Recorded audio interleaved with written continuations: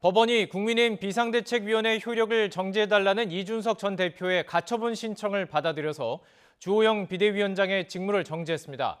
법원은 당이 비대위를 설치할 정도로 비상 상황이 아니었고 비대위를 출범하려고 고의로 위기 상황을 만든 것으로 보인다며 정당 민주주의에 반한다고 지적했습니다. 강민경 기자입니다. 지난 17일 국민의힘 이준석 전 대표가 당 비대위 효력을 멈춰달라고 낸 가처분 신문에서 양측은 한치의 양보도 없이 맞섰습니다. 삼권 분립에 설계된 원리대로 그런 상황을 사법부가 적극적인 개입으로 잘못된 부분을 바로잡을 수 있었으면 좋겠다. 징계 상황과 최고위원회 사퇴서는 이것이 종합해서 보면은 비상 상황에 충분히 해당이 된다 이렇게 보고 있습니다.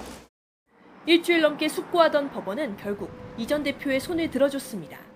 서울 남부지방법원은 이 전 대표의 가처분 신청을 받아들여 본안 판결이 확정될 때까지 주 비대위원장의 직무를 정지한다고 결정했습니다. 전국이 의결과 소집 등 절차상 문제는 없지만 비대위를 둘 정도의 비상 상황이 아니라서 비대위 전환의 명분 자체가 없다고 본 겁니다. 국민의힘 당원당규상 비대위 출범 조건은 당대표가 권리에 준하는 상황이 발생하거나 최고위원회의의 기능이 상실될 경우입니다. 하지만 법원은 징계로 이 전 대표의 직무가 6개월 동안 정지됐더라도 당대표직이 비어있는 권리로 볼 수 없고 원내대표가 직무대행으로 일하고 있어서 권리에 준하는 상황도 아니라고 판단했습니다. 법원은 또 최고위원 일부가 사퇴하더라도 최고위 운영이 가능한 상황이었다며 최고위 기능이 상실됐다는 국민의힘 측의 주장도 받아들이지 않았습니다. 법원은 여기에 더해 비대위 출범 과정도 민주적이지 않다고 지적했습니다.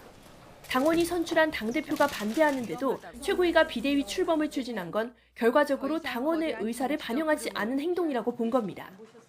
특히 국민의힘이 주장하는 비상 상황은 외부 요인 때문이 아니라 비대위를 출범시키기 위해서 고의로 만든 것에 가깝다며 정당 민주주의에 반하는 행동이라고 판단했습니다. 법원은 이런 과정을 통해 출범한 비대위가 새로운 당대표를 선출하게 되면 이 전 대표가 직무에 복귀할 수가 없게 돼서 돌이킬 수 없는 피해가 발생할 우려가 있다며 주 비대위원장의 업무를 정지한다고 결정했습니다. 법원의 이번 결정은 비대위에 대해 출범 절차의 문제가 아니라 사실상 명분이 없다고 결론 내린 걸로 해석돼서 국민의힘이 어떻게 대응할지 관심이 쏠립니다.